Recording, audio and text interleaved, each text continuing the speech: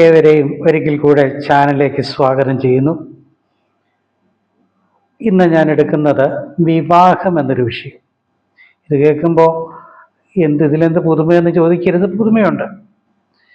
പൊതുവെ തിയോളജി എടുക്കുന്ന യൂട്യൂബിൽ ക്ലാസ് എടുക്കുന്നവർ തിയോളജി തന്നെ പഠിപ്പിക്കും. എന്നാൽ ഞാൻ ഹിസ്റ്ററിയും സൈക്കോളജിയും ഫിലോസഫിയും ഇതുപോലുള്ള വ്യത്യസ്തമായ വിഷയം എടുക്കുന്നത് നമ്മൾ ഭക്ഷണം കഴിക്കുമ്പോൾ അതിൽ മത്സ്യമാംസങ്ങളും പച്ചക്കറികളും ഫ്രൂട്ട്സും ഒക്കെ കഴിക്കുന്നത് നമ്മുടെ ശരീരത്തിന് വൈറ്റമിൻസും മറ്റ് പ്രോട്ടീനുകളും കാൽഷ്യവും നമ്മുടെ ശരീരത്തിന് ആവശ്യമായ പലതരത്തിലുള്ള എസെൻഷ്യൽ പ്രോട്ടീൻസൊക്കെ നമ്മൾ കഴിക്കുന്ന ഭക്ഷണത്തിൽ കാർബോഹൈഡ്രേറ്റ് എല്ലാം വേണം. ഇതെല്ലാം ചേരുന്നതാണ് സമീകൃതമായ ഫുഡ് എന്ന് പറയുന്ന പോലെ തിയോളജി മാത്രം പഠിക്കുന്നതോടൊപ്പം തന്നെ ബൈബിളിൽ ഹിസ്റ്ററിയാണ്. ബൈബിൾ ഒരു ഹിസ്റ്ററിയാണ്. അപ്പോൾ ബൈബിളിനെ സംബന്ധിച്ച വിഷയങ്ങൾ പഠിക്കുമ്പോൾ തിയോളജിയോടൊപ്പം തന്നെ മറ്റ് വ്യത്യസ്തമായ വിഷയങ്ങളും കാലം മാറുമ്പോൾ സംസ്കാരങ്ങൾക്ക് മൂല്യം ഇടിവ് സംഭവിക്കാറുണ്ട്, അല്ലെങ്കിൽ മൂല്യച്യുതി സംഭവിക്കും. അതും സ്വാഭാവികമാണ്.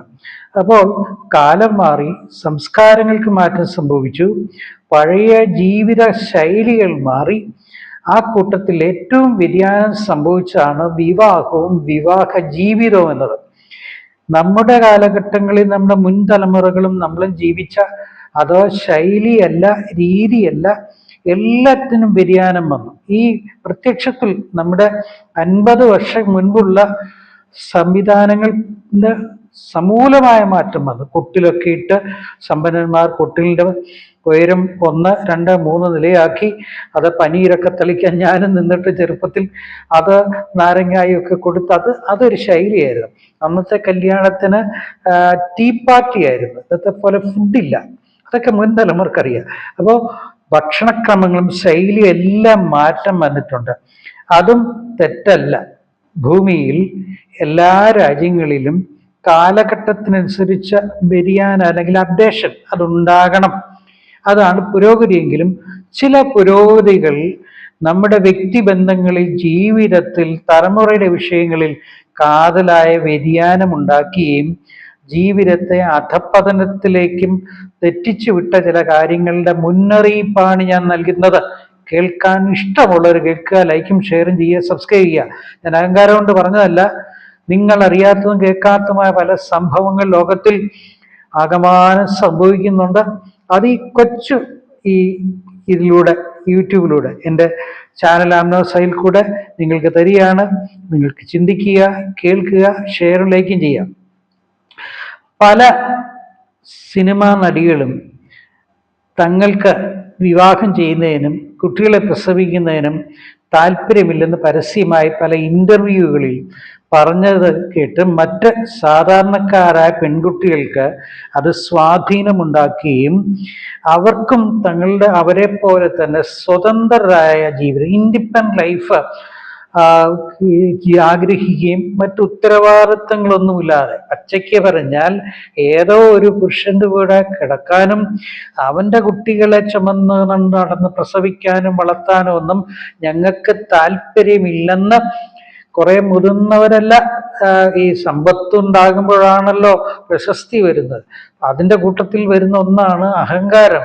അതിന് സ്ത്രീ പുരുഷ വ്യത്യാസമില്ലെങ്കിലും സ്ത്രീകൾക്കാണ് അത് കൂടുതൽ. ഇച്ചിരി സൗന്ദര്യങ്ങളുണ്ടെങ്കിൽ പറയാൻ വേണ്ട. ഇങ്ങനെ പ്രശസ്തരും സമ്പത്തുള്ളതായ ചിലരുടെ അഭിപ്രായങ്ങളാണ് മര്യാദനത്തിന് കാരണമായി തീർന്നത്.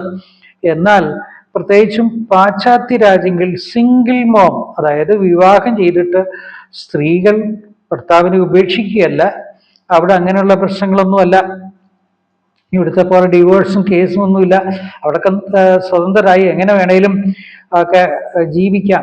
കോഹാബിറ്റേഷൻ ലൈഫ്, ഇഷ്ടമുള്ളവരുടെ കൂടെ ജീവിക്കാൻ, പിരിയാം, സെക്സും ചെയ്യാം. പക്ഷെ കുട്ടികൾ ഉണ്ടാകാൻ സൂക്ഷിക്കാം. അത് കേരളത്തിലും ഉണ്ട്, ബോംബെയിലും ഡൽഹിയിലും ഒക്കെ ഉണ്ട്.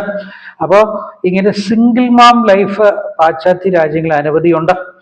അതായത് ഉത്തരവാദിത്തങ്ങൾ തങ്ങൾക്ക് ഇഷ്ടമുള്ളതൊക്കെ എന്ത് ചെയ്യാൻ വേണ്ടി. കേരളത്തിൽ പെൺകുട്ടികൾ ഇല്ലാതാവുന്നു, വിവാഹം ആൺകുട്ടികൾക്ക് പെൺകുട്ടികളെ വിവാഹത്തിൽ ലഭ്യമല്ലെന്ന് പറയുന്നതിൽ യാഥാർത്ഥ്യമില്ല. കാരണം ഇന്ത്യയിലെ ജനസംഖ്യയിൽ ഏറ്റവും കൂടുതൽ സ്ത്രീകൾ പുരുഷന്മാരെക്കാൾ കൂടുതൽ സ്ത്രീകൾ കേരളത്തിലാണ്. അതുകൊണ്ട് പെൺകുട്ടികൾ ഇല്ലാത്തതല്ല, എന്നാൽ ലഭ്യമല്ലാത്തതല്ല. വിദ്യാഭ്യാസം കൊണ്ട് കഴിവൊക്കെ ഉണ്ടെങ്കിലും അവരുടെ ചിന്താധാരയ്ക്ക് മാറ്റം വരികയും ഈ പറഞ്ഞതുപോലെ സ്വതന്ത്രരായ ജീവിക്കാൻ ആഗ്രഹിക്കുന്നതുകൊണ്ട് കീഴ്പ്പെട്ടു പോകാൻ ഇന്നത്തെ സ്ത്രീകൾക്ക്, എക്സ്പെഷ്യലി ക്രൈസ്തവ കുടുംബങ്ങളിൽ ജനിച്ചു വളർത്തപ്പെട്ടവരും എപ്പിസ്കോപ്പൽ പ്രൊട്ടസ്റ്റന്റ് സഭകളിലെ പുരോഹിതന്മാരുടെയും പാസ്റ്റർമാരുടെയും കുട്ടികൾക്കും താല്പര്യമില്ല.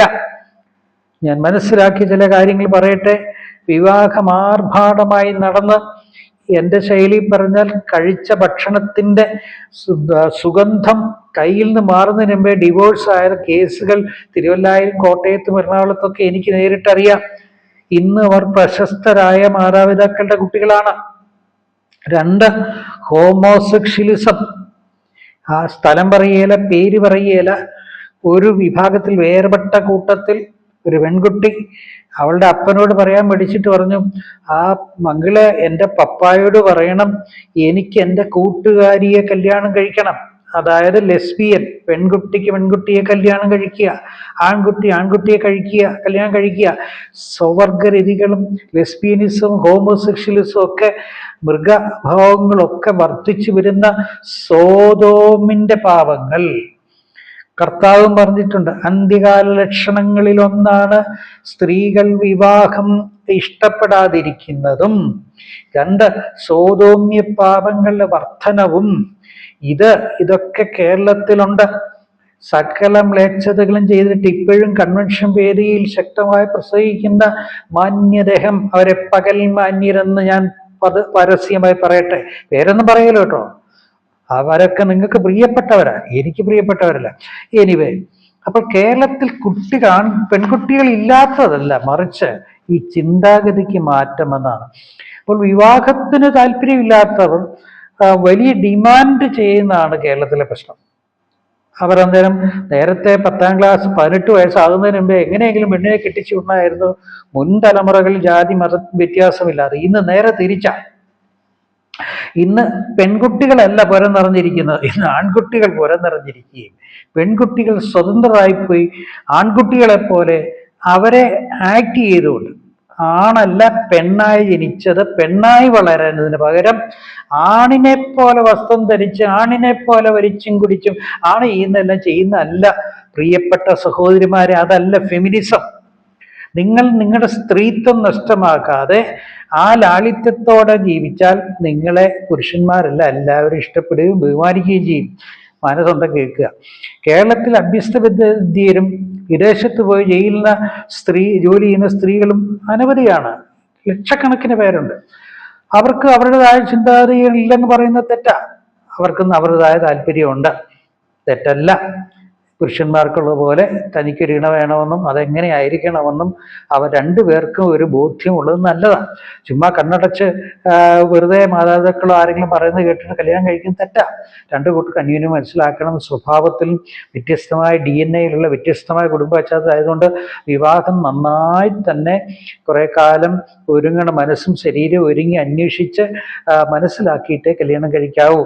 ഞാൻ പൂർണ്ണമായും അതിനോട് യോജിക്കുന്നു. കാരണം MDU എൻ്റെ ഒരു സബ്ജക്റ്റ് തന്നെ പ്രീ മാരിറ്റൽ കൗൺസിലിംഗ് ആയിരുന്നു. കുറച്ചൊക്കെ കൗൺസിലിംഗ് നടത്തേണ്ട എക്സ്പീരിയൻസ് പറയട്ടെ. വിവാഹത്തിന് മുൻപ് പ്രൊട്ടസ്റ്റന്റ് സഭകളിൽ, പ്രത്യേകിച്ച് പെന്തക്കോസ് സഭകളിൽ ഇങ്ങനൊരു കൗൺസിലിംഗേ ഇല്ല. കൗൺസിലിംഗ് എന്ന് പറഞ്ഞാൽ ഉപദേശം എന്നാണ്. എന്നാൽ ഇന്ന് ഇവർ ഏതെങ്കിലും പാസ്റ്റേഴ്സ് പോയി കുറെ ഉപദേശം നൽകുന്നതല്ല. പ്രീ മാരിറ്റൽ കൗൺസിലിംഗ്, അതിന് നിയമാവലികളുണ്ട്. എങ്ങനെ നോക്കണം, എത്ര അകലം പാലിക്കണം, പെൺകുട്ടികൾ തനിച്ചിരുന്നും ഒന്നിച്ചിരുന്നും ഒക്കെ സംസാരിക്കണം, പേരൻസുമായിട്ട് ഷെയർ ചെയ്യണം. ഓരോ കുട്ടികളുടെയും കാഴ്ചപ്പാടുകളൊക്കെ വ്യത്യസ്തമുണ്ട്. ആണിൻ്റെ വേറെ പെണ്ണ്, ഇതൊക്കെ മനസ്സിലാക്കാതെ വെറുതെ കല്യാണം കഴിപ്പിച്ച് വരുന്ന പ്രശ്നം വിവാഹ അനന്തരം തമ്മിൽ പൊരുത്തക്കേട് വന്ന് 2-3 മാസം കഴിയുമ്പോൾ ഡിവോഴ്സ് ആവും. കോടതിയിൽ ചെന്നാൽ കോടതി വെച്ചിരിക്കുന്ന, സർക്കാർ വെച്ചിരിക്കുന്ന ഒരു കൗൺസിലറുണ്ട്. അവരും പല കാര്യങ്ങൾ പറയും. ഓർക്കണം, പെട്ടെന്ന് ചാടിക്കേറി ഇഷ്ടപ്പെട്ട് സ്വത്ത് നോക്കിയും മുഖസൗന്ദര്യം നോക്കിയും കല്യാണം കഴിക്കരുത്. മാർക്കറ്റിൽ കിട്ടുന്ന ഫലവർഗ്ഗങ്ങൾ, പ്രത്യേകിച്ചും മാങ്ങയൊക്കെ, നല്ല മാങ്ങ, നമ്മുടെ വീട്ടിലെ പറമ്പിലുണ്ടാകുന്ന മാങ്ങ പോലും നന്ന പഴുത്ത് വീഴുമ്പോൾ നല്ല മണമായിരിക്കും.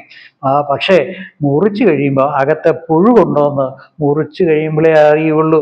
അതുകൊണ്ട് വിവാഹങ്ങളും ഇതൊക്കെ നോക്കി അന്വേഷിക്കണമെന്ന് ദൈവനാമത്തിൽ താഴ്മയും വിനയത്തോടെ പൊതുസമൂഹത്തോട് പറയട്ടെ.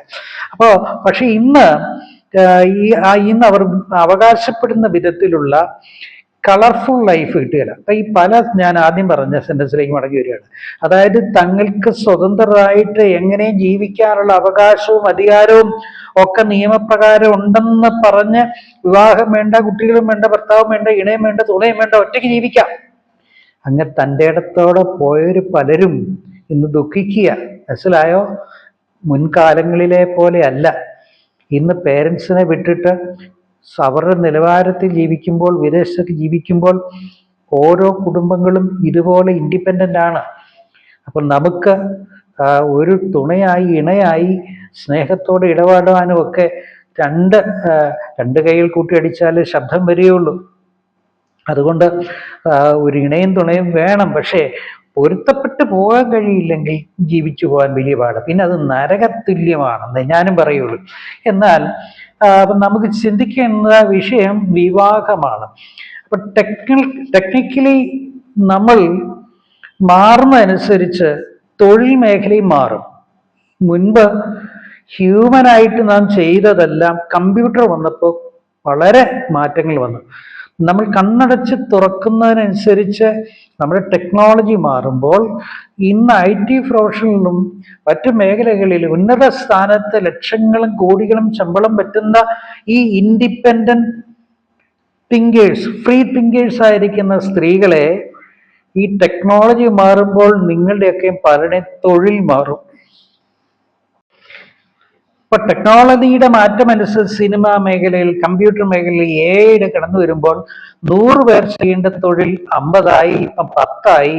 ഇനി ഇതൊന്നും ഇല്ലാതെ തന്നെ സിനിമകളും സംഗീതങ്ങളും ഒക്കെ ഉണ്ടാകുന്ന ആധുനിക കാലമാണ്. അതുകൊണ്ട് ഞാൻ തൊഴിൽ ചെയ്ത് എൻ്റെ സ്വന്തം കാലിൽ നിൽക്കുമെന്ന് ധീരതയോടെ പറഞ്ഞു പോയവർക്കൊക്കെ അടിതെറ്റിയാൽ ആനയും വീഴുമെന്ന് മറക്കരുത്.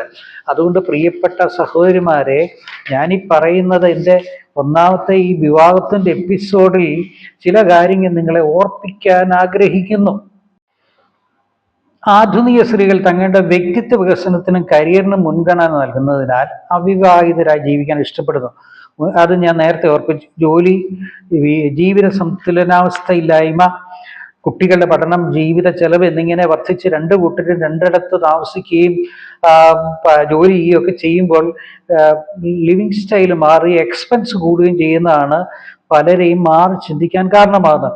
ഇങ്ങനെ ഈ സാഹചര്യം പോയാൽ 10 അല്ല 15 വേണ്ട, അടുത്ത് വരുന്ന 5 വർഷത്തിനിടയിൽ നമ്മുടെ ഈ കേരളത്തിലും, പ്രത്യേകിച്ച് കേരളത്തിൽ, നോർത്ത് ഇന്ത്യയിൽ ഇതുപോലെ വിദ്യാസമ്പന്നരോ വിദേശത്ത് പോകുന്നില്ല, നാടൻ ശൈലിയിൽ സാധാരണക്കാരായി ജീവിക്കുന്നുണ്ട്, പ്രശ്നമില്ലെങ്കിലും കേരളം, പ്രത്യേകിച്ച് സൗത്ത് ഇന്ത്യയിൽ ഈ രീതികളൊക്കെ മാറി അടുത്ത 5 വർഷത്തിനുള്ളിൽ സമൂലമായ മാറ്റം വിവാഹ മേഖലയിൽ ഉണ്ടാകും.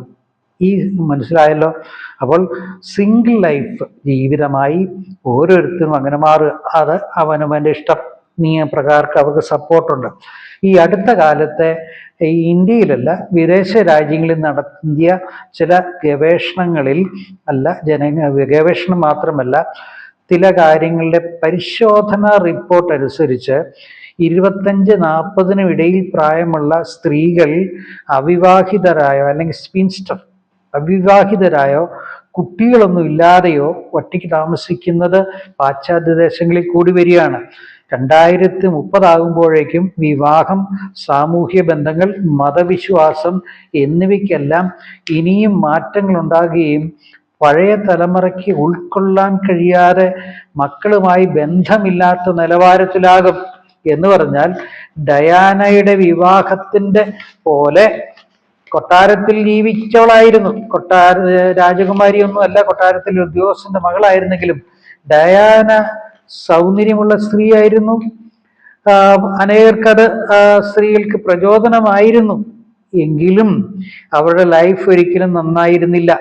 ഹീനമായൊരു മരണവും അപകട മരണവും മുസ്ലിമിൻ്റെ കൂടെയുള്ള ഒളിച്ചോട്ടവും ഒക്കെ ആ രാജകുടുംബത്തെയും ക്രൈസ്തവ മേഖലയിലൊക്കെ അത് തെറ്റായ ദിശാബോധം നൽകിയ ഡയാനെയൊന്നും നിങ്ങൾ മാതൃകയാക്കരുത്. അതുകൊണ്ട് ഇനിയും അതുപോലൊക്കെ ഉണ്ടാകുമെന്ന് കാര്യത്തിൽ സംശയമില്ല.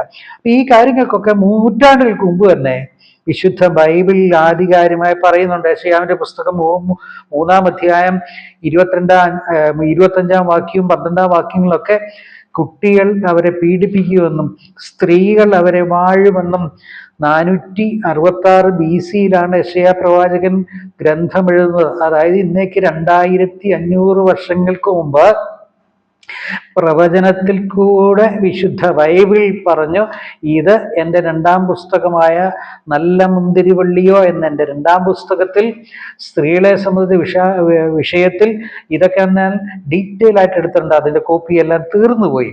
അതുകൊണ്ട് ഞാൻ പറയട്ടെ, പ്രവചനം നേരത്തെ എഴുതിയിട്ടുണ്ട്. ഇന്ന് കുട്ടികളെ നമുക്ക് നിയന്ത്രിക്കാൻ പറ്റുന്നില്ല. പലരുടെ കുടുംബങ്ങൾ ഏലിയുടെ മക്കളെ പോലെയായി.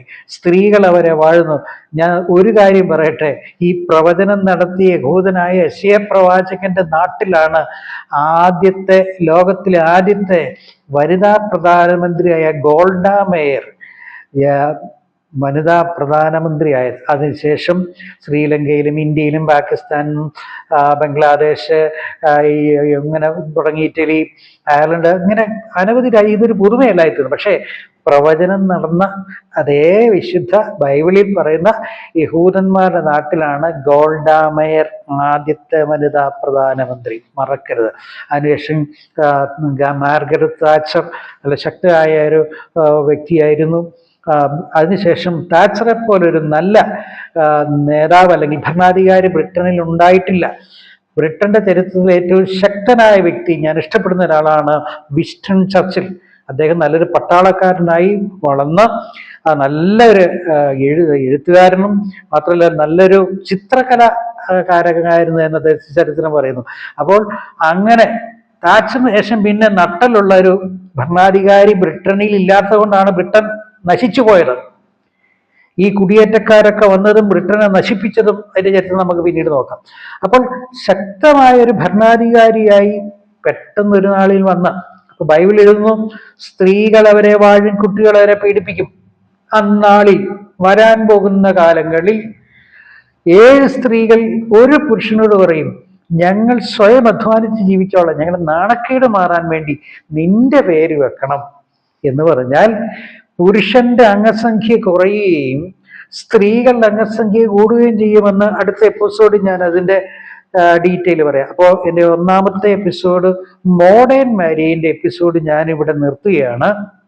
നിങ്ങൾ ലൈക്കും ഷെയറും ചെയ്യുക, ചിന്തിക്കുക, നിങ്ങളുടെ തലമുറയോട് പറയണം, ഇത് നൂറ്റാണ്ടുകൾക്ക് ദൈവം പറഞ്ഞതിൻ്റെ നിവൃത്തിവരത്തിലേക്ക് വരികയാണ്. അതുകൊണ്ട് കേൾപ്പാൻ ജീവികളർ കേൾക്കുക, അനുസരണത്തോടെ ദൈവഭയത്തിൽ. നിങ്ങൾ നിങ്ങളുടെ കുട്ടികളെ വളർത്തുന്നില്ലെങ്കിൽ അവർ തോന്നുന്ന വഴിക്ക് പോകും. മറക്കരുത്.